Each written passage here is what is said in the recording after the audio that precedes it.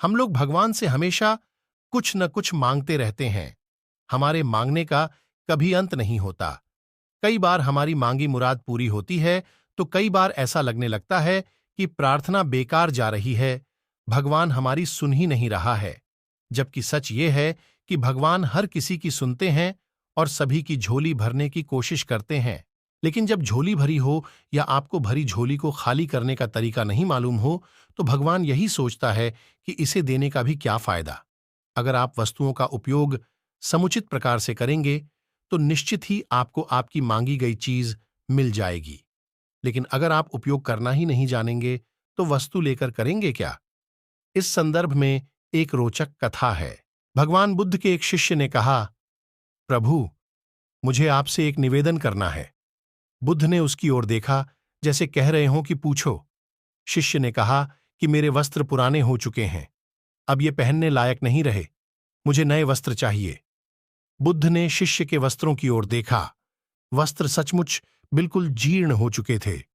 बुद्ध ने दूसरे शिष्य से नए वस्त्र लाने के ला दिनों बाद बुद्ध अपने उस शिष्य के निवास पर पहुंचे।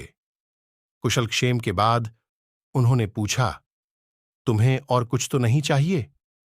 शिष्य ने कहा कि मैं इन वस्त्रों में बिल्कुल आराम से हूं, मुझे और कुछ नहीं चाहिए। अब बुद्ध और शिष्य का संवाद शुरू हुआ जो इस प्रकार था, बुद्ध, अब जबकि तुम्हारे पास नए वस्त्र हैं तो तुमने पुराने वस्त्रों का क्या किया? शिष्य, मैं अब उसे ओढ़ता हूं। बुद्ध, ओढ़ने के पुराने वस्त्रों का क्या किया? शिष्य, जी मैंने उसे खिड़की पर लगा दिया है। बुद्ध, तो क्या तुमने पुराने पर्दे फेंक दिए?